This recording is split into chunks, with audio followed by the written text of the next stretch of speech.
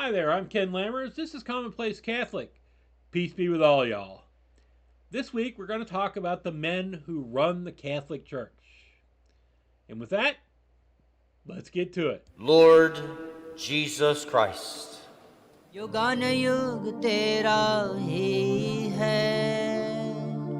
Ilekroć bowiem sprawujemy pamiątkę ofiary Chrystusa, Kweli ni vema na haki tukushukuru daima na popote, Bwana Baba mwema.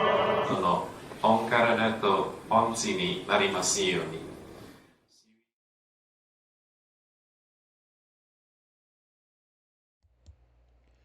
Okay, so I know some of you out there thought that I was going to talk about how, like, Opus Dei and the Dicastery for the Doctrine of the Faith and the Jesuits were squaring off against, like, the Illuminati and the Masons.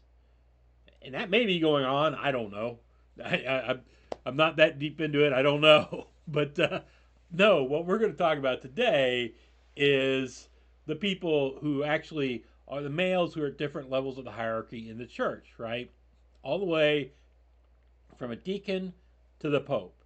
So that's what we're going to talk about. And first, let's say that you, most people watching this are laity, right? We're the ones who come to church, receive the Eucharist, and try to live up to the way the priests and deacons and that tell us we should live when we go out into the world, right? Live up to God's grace that He has gifted us.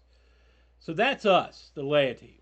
But you might have noticed when you go into church, there are people up there at front doing things, praying, leading you in prayer, preparing the Eucharist, doing all that, right?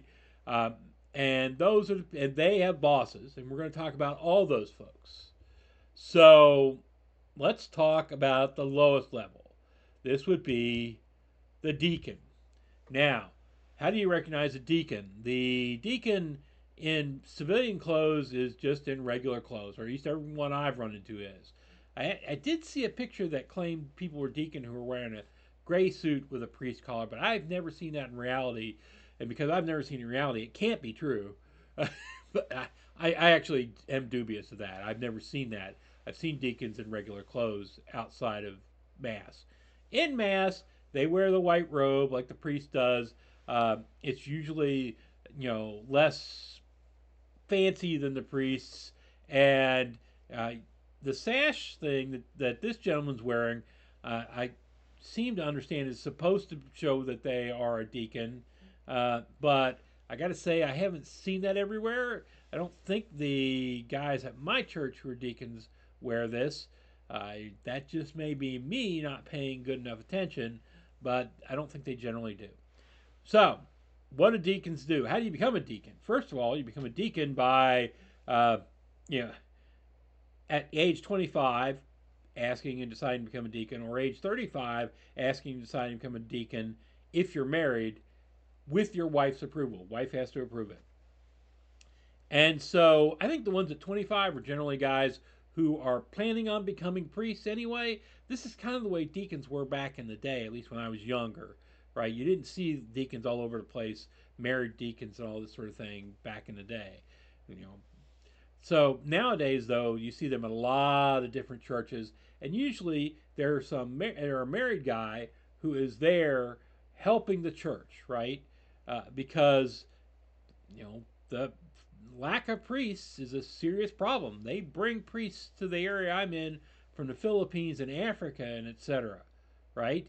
So there's a shortage of priests, and the deacon helps out, and he can fill some of those gaps. He can't fill all of them.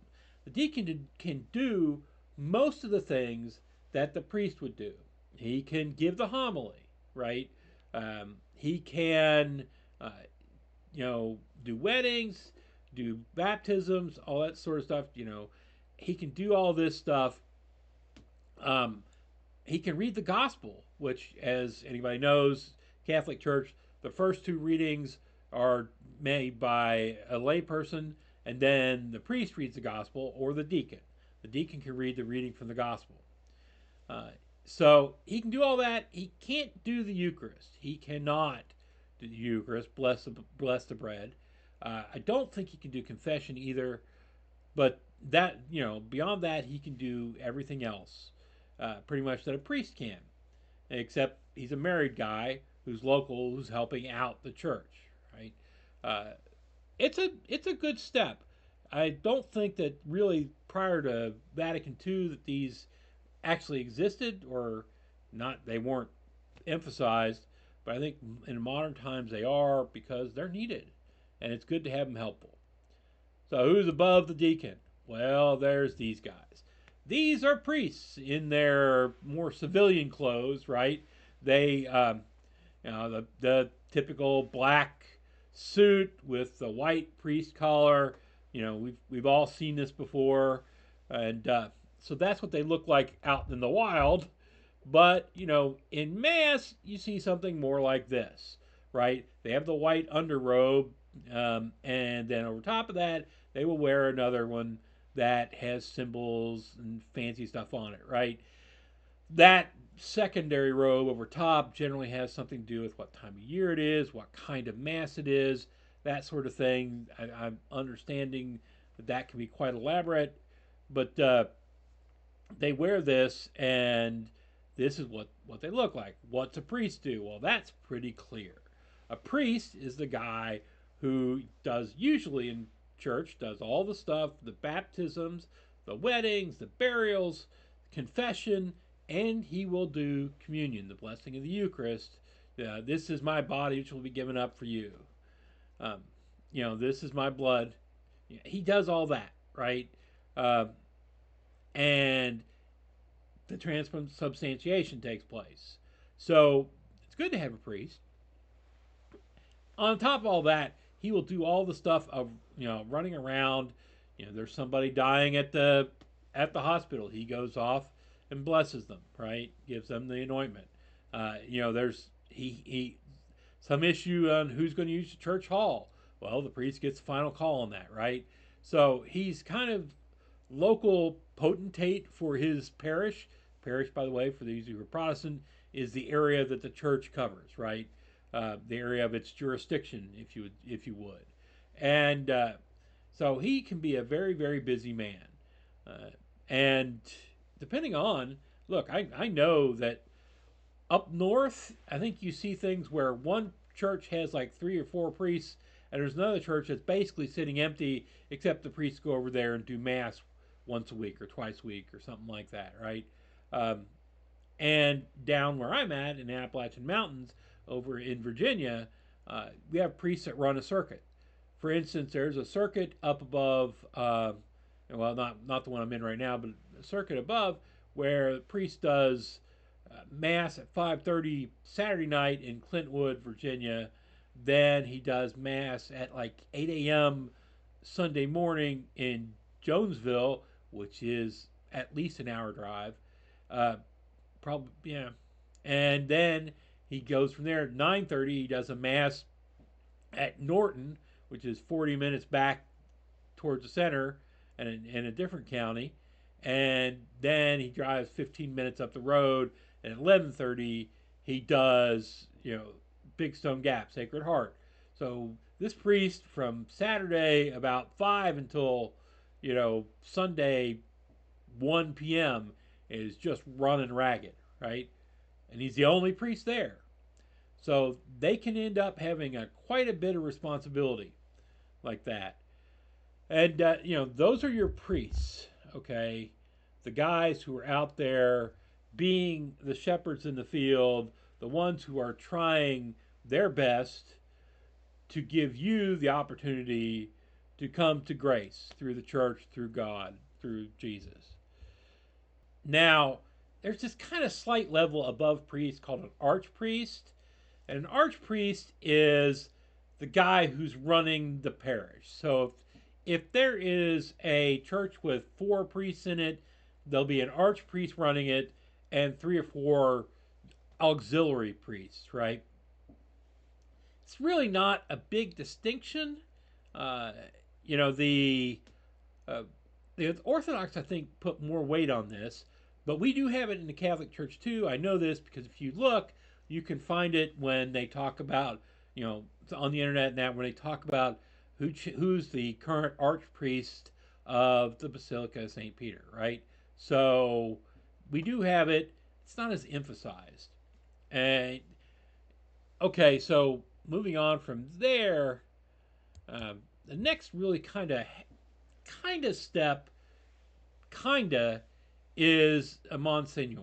Now what you've got here is a picture of a bishop and three Monsignors. Now the Monsignors are the guys without the skull cap, uh, and I think it's called a zachete or something like that. But I'm gonna call it a skull cap because that's what it is.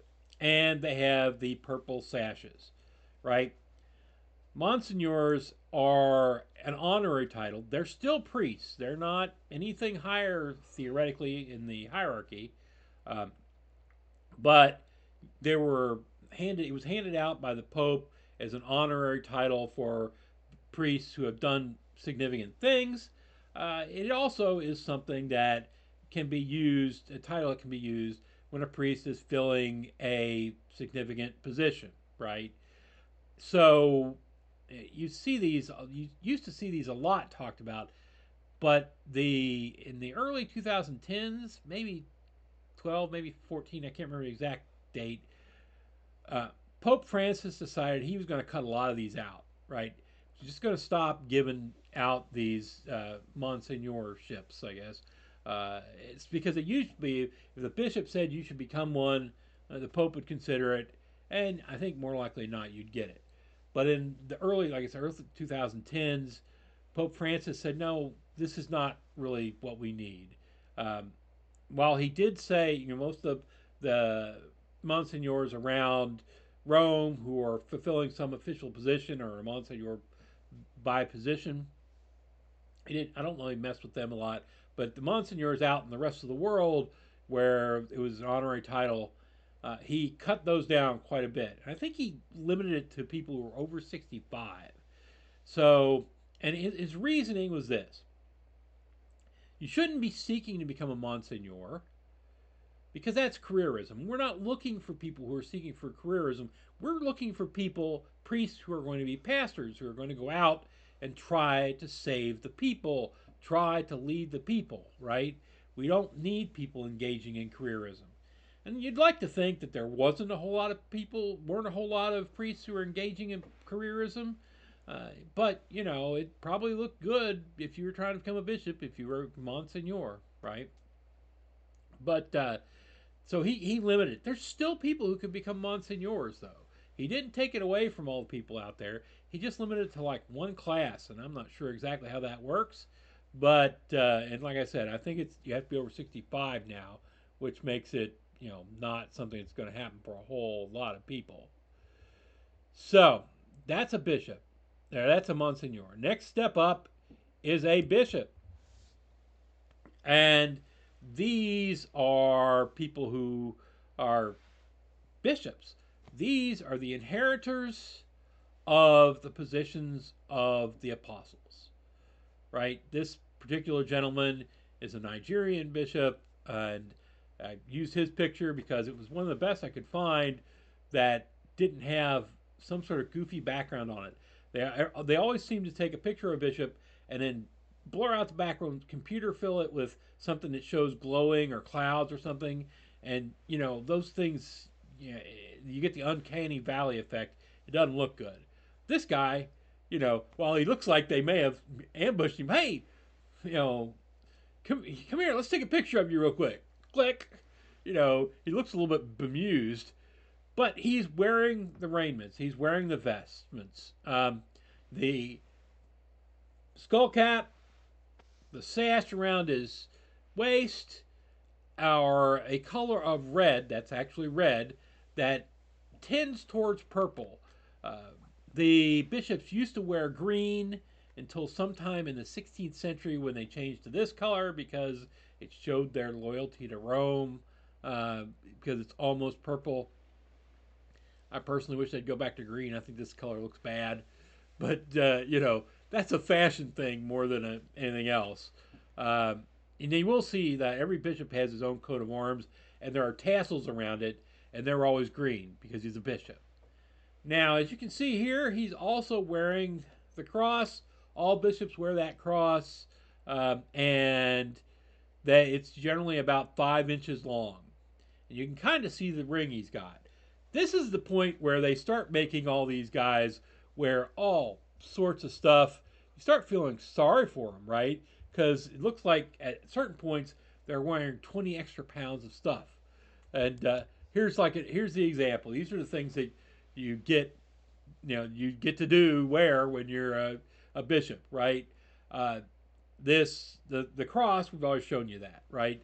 They wear that 4 to 5 inch cross. It's always there on their chest. Personally, I prefer when it's a crucifix, but you see all sorts of designs, right? I prefer crucifix to an empty cross. Some people don't see it that way. On the bottom right there is the mitre.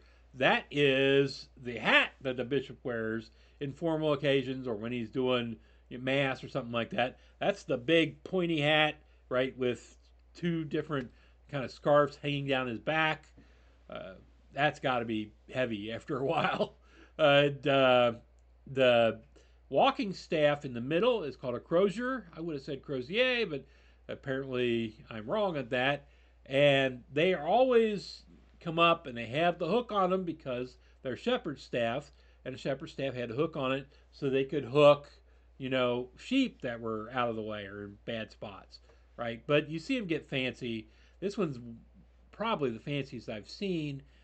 This one's got a cross in the middle of the crook, and down at the bottom it's got some people on it, and I'm not sure who they are. They may be the 4 apostles of the Gospels, or it could be, some different saints. I don't know. But this is a little bit over fancy one, to be honest with you. And at the top right, you can see the ring. I think this is the ring of the Bishop of Toronto. As best I can tell, bishops can craft whatever they want on their own ring. So the bishops have a ring they wear. That's their clothing that they kind of get dumped on them, right? And there's extra stuff they have to wear over top. It's really something else. But what does a bishop actually do? Well, like I say, he is the person who has replaced an apostle, or taken the spot of an apostle. You can't replace them. And generally they are assigned to a diocese. A diocese is an area of control by that bishop. Has several churches in it. The churches have their parishes that they are over, and he is over all these churches as a diocese, right? He runs that area. He lets out teachings of ordinary teachings that go out to the priests, can go out to the people. Generally, he will bless holy water at the beginning of the year or in the year, so that's an interesting thing that they do, and everybody will take it back to their churches. I don't know if that's unique or only that bishops can do that. And he's in the important thing, obviously running his diocese and trying to bring everybody to God. Another important thing is that bishops can be brought together in council. They can come together in council and make important theological decisions and or decisions about the structure and running of the church, right? This is, if you'll recall, we talked about a couple weeks ago, how the Pope can decide this is something, and then a council of bishops can decide this is something, right? So when the bishops get together, say Trent, Nicaea, Vatican I, II, they can make decisions as to how things are going to be, how the church is, guided by the Holy Spirit and everything, but they make the decisions. They are a strong body unto themselves. Kind of wish they'd go back to the green, just because that would show that. They are in joint part about the equivalent of the Pope, right, for practical purposes. So, that's what they are. Then slightly above them, you get what's called an archbishop. Now, an archbishop, that's the little piece of cloth that the archbishops get. It's called a pallium. They wear the same thing as a regular bishop, and they get this pallium. Used to be, at least in more modern times, when it became easy to travel to Rome, that all these bishops would go, archbishops would go over to Rome and then get the pallium, right? And it would be bestowed upon them by the Pope. Well, Pope Francis kind of put an end to that, and he said, no, no, not going to happen. And he sends out a papal nuncio, which is a representative of the Pope, and has it given to them in their locality, right? So that's the thing. These used to be, back in the day, a scarf, basically. And I think when Pope Benedict first became Pope, he wore one like that. And then he changed it so that it had red crosses on it. But Pope Francis changed it back to black. I don't think it's really all that important. But this is one thing you can tell that you're dealing with an archbishop when he's got one of these. This really doesn't actually say you're an archbishop. What it says is you're in charge of a major diocese, right? Like there's an archbishop in St. Louis, there's one in D.C., there's one in New York, maybe more than one in New York, right? So the archbishops are in charge of major dioceses, and the other bishops have just kind of regular dioceses. This is what you see. As I say, they wear normal clothes, what a normal bishop would wear when they're not dressed up for mass, and so they are, and you can see here, they did the thing I'm talking about before, where they had this guy's, they changed his background, and it kind of screws the way the picture looks. They are out there just trying to run things in a major diocese. They do have influence over the diocese around them. In effect, they are kind of like the local midpoint. They're the regional manager, right? They have a somewhat of a overlook as to judicial matters. They have and can decide things if there's conflict. They can, if nobody is appointed from a list of potential bishops, when a bishopric comes empty, when a diocese is empty, they can appoint somebody to that.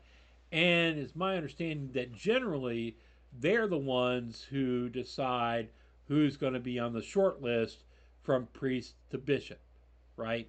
So they do have some significant things above the others. I do want to say also, you will hear them called metropolitans sometimes because they are almost, to the best of my knowledge, always in a major city. So they're metropolitans, metropolitan bishops, however you want to say it. So above this, I mean, I've got to throw in some things that I'm not going to have here in this, but there are different almost things above this, right? There are prelates or who are like the top guy in their top bishop in their country or their area or something. The one that most people would know that's a little bit older maybe is the one in Poland, right? During the communist period of Poland, they had a prelate and he fought them tooth and nail, right? And so, he influenced things and kept the Catholic Church alive in Poland. Really impressive guy. And theoretically, or at least by rumor, talked John Paul II into becoming Pope. There are also things out there called major archbishops or patriarchs. These are in the Eastern Catholic churches. They are the heads of these different Eastern Catholic churches who answer to the Pope, but that's their position. So they are kind of bishop pluses, maybe an archbishop-y, maybe a little bit above an archbishop. So that's where they are. So that's those. Having filled in those slots, let's talk about cardinals. This is your general, semi-dress thing for the cardinal. You'll notice they wear the brighter red. They dress like a bishop does. Although I don't know that anybody has to become a bishop to become a cardinal. I think I think early in the 1900s they made it that you had to be a priest to become a cardinal. But I don't think you have to become a bishop to become a cardinal. Although I read something that said that they actually may rush you through becoming a bishop real quick to be a cardinal nowadays. But you'll notice they dress just like a bishop, except the color change, right? It is a bright red, scarlet red. The sash is red. The skull cap is red. And interesting point for those of you who didn't know this already, the reason that red bird that flies around and all over in the United States is called a cardinal is because of these folks. Because the color is the same as these cardinals wear, right? And so that's that's that. Cardinals don't really, like I said, they dress normally. They, when they're in formal wear, when they're in what they wear to go and have a mass or something like that, it becomes different, right? And you see here that four squared hat that they wear. They have the cross, and then they wear a red overtop over a white, I don't know what to call that, white robe over other stuff, over other robes. That the white robe almost always looks like a doily, right? And for those of you who are old enough to remember, doilies were very fancy pieces of cloth or paper that your great grandmother, maybe your grandmother, put on the arms of the nice furniture in the nice room, nice sitting room, to keep people from damaging them and staining them. But they were always very fancy. And you will see that same thing with these kind of, it's underrobe that is worn by cardinals. It's very fancy. It changes. You can look from cardinal to cardinal to cardinal, and it changes from cardinal to cardinal to cardinal. But it's always fancy. It's always kind of like a doily, right? And I just want to show you what the hats actually look like. There's the hat, and it's I don't know why this priest is carrying it along. Maybe there was a bunch of people going to be made cardinal that day. That's the hats looking at him from like above. So these guys are the princes of the church. Kind of an unfortunate title in the modern world, but that's where they are. The one thing they really do, other than basically filling a bishop slot somewhere, right, is they elect, if they're under 80, they elect the next pope. So, the pope picks bishops, or I guess lay people, or not lay people, but or priests around the world and says, you're a cardinal, you're a cardinal, you're a cardinal, you're a cardinal. And the next time when this pope dies, the next pope will be elected by those cardinals. That is probably the most important thing that a cardinal does, right? Well, it's the most important thing a cardinal does. Cardinals can fill slots here and there. There are various slots at various churches in Rome that cardinals, at least theoretically, are the head of that church. And I'm dubious as to whether they actually do anything at those churches, right? Maybe they set foot in them once in a while, but I'm pretty sure that your archpriest who's there, or maybe your bishop who's there, is actually running that church.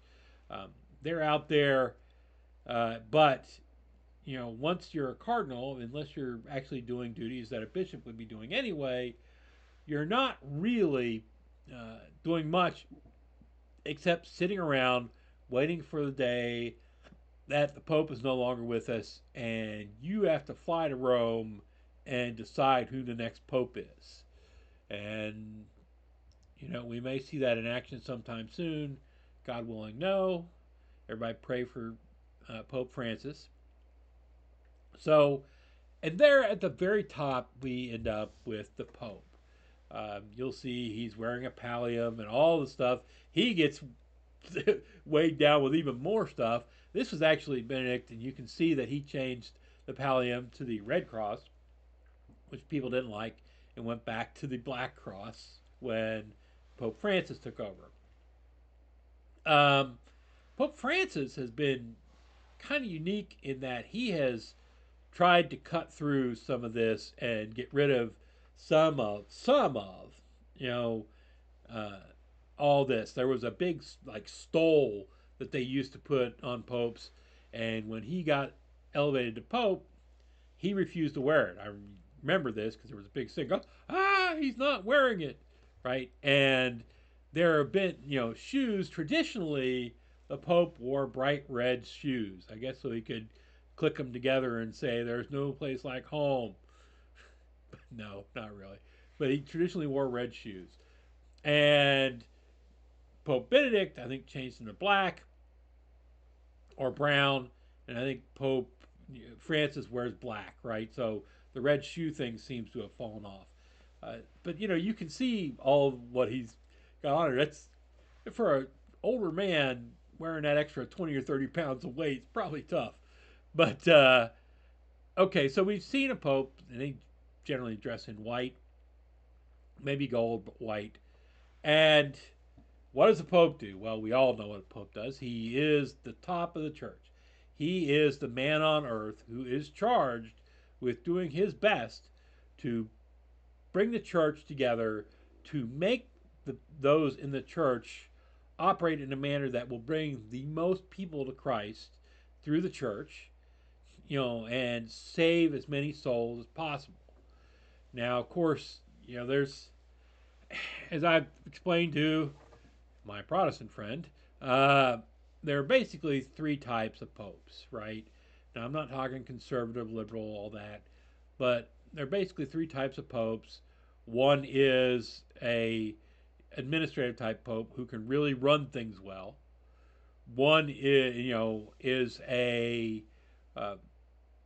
theological pope who's really tight on the doctrine and all that, and one is a holy man pope. And I think that we've run through the last two. We ran through the theological pope with Benedict, and I think with Francis we've run through the holy man pope, the man who isn't necessarily good at administering things, isn't necessarily good at keeping the doctrine super tight, but he is focused on getting us to help the most people as best we can with the church, right? Bring them to God through helping them. This is your job. And that's really been his focus. What can the Pope do outside of just running things? There were old things that they used to do.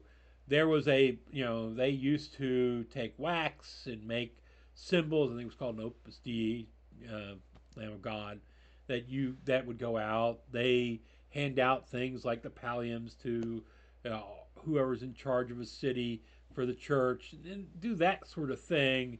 But their important part is running the church, serving as a symbol of the faith, and making it, trying to make the world a better place for all.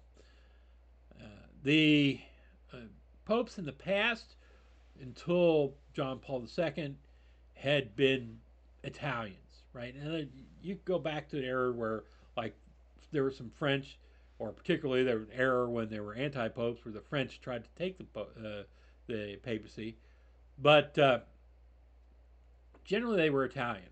This came back in a day to the fact that they are the people who's there, right? So the Pope dies. You got to get whatever bishops you can there to vote on it, or not bishops. You got to get whatever cardinals you can there to vote on it. You've got Italian cardinals. No cardinals anywhere else in the world can get there in time, and they vote an Italian into position. Not happening so much anymore, as you've noticed in the last three, because the cardinals can get there now. And so, you have cardinals from all over the world, and while people in Rome are predicting this one or that one, that's kind of inside baseball. And these cardinals come from, the Philippines or Nigeria or Venezuela, and they're not part of the inside baseball. You end up with somebody who's very different than the insiders thinks going to become pope. I saw in some sort of blog recently, a video blog, a pretty interesting statement. This is, You walk into the conclave a pope, you walk out a cardinal, right? So basically, if somebody predicts you're going to become pope, it's a good chance you're not. Uh, so I don't, our next papal choice is going to be a while, hopefully. Even if it's not, um, you cannot really predict who's going to end up being the next pope until they all go in and make that choice. Um, and so that's that. We've spoken about all the people in the different positions. A little bit too much emphasis on the clothes they wear, but we've talked about all of them. And so now you know who all the folks are. Now, I haven't talked about people in monasteries or convents, which have something of their own structure, right? I haven't talked about people being in different orders, like, say, Opus Dei, which has its own structure, right? I haven't talked about that sort of thing. But, in general, your priests, deacons, priests, bishops, archbishops, cardinals, pope, right? That's your general order. There are all sorts of exceptions and stuff out there. Could this be streamlined? Oh, you know it could be streamlined. Why? Okay, if you don't want monsignors to be a honorary position that makes people, try to get that to move higher in the world, just say, okay, look, you're a monsignor if you're the archpriest of a church or of a diocese or not diocese, a parish. So make it an honorary title for whoever is the archpriest, the highest priest in the diocese, the parish, and just let it go, right? You could. That'd be a very easy kind of way to solve that. Do we need archbishops per se? No, I don't think we do. I mean, I think a bishop over his area is fine. And, if you had something where there was conflict, you could convene.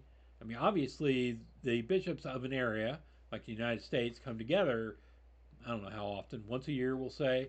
You could have decisions made there. And then, of course, your last recourse is Rome. Or you could have two or three from localities come together and sit and make decisions, right? You don't really need an archbishop per se. Cardinals have to be there, right? I mean, like I said, the only real important thing a cardinal does, and I'm sure somebody's going to correct me down there and tell me all these important, wonderful things cardinals do. The only really important thing they do is vote for the next pope. That's it. Now, if you made a cardinal, which I think a lot of them are, just fill a bishop slot, but just have the name, that'd be fine. So you could. On the other hand, would they? What little changes that Francis has done, every time he does a little change, it's like, it's the end of the world. This stuff is entrenched pretty hard. And like I've said before, trying to change the direction of the Catholic Church isn't like changing your local non-denominational down the street where you can just change it like that, right? You're going to change the direction of the Catholic Church. You're turning a doggone cruise liner, and it's going to take some time, right? So we've gone the right direction on this somewhat, and hopefully we may continue it in the future. But this is a system that's been around since, 33 AD, and has had time to build layers and do all this stuff that has added on.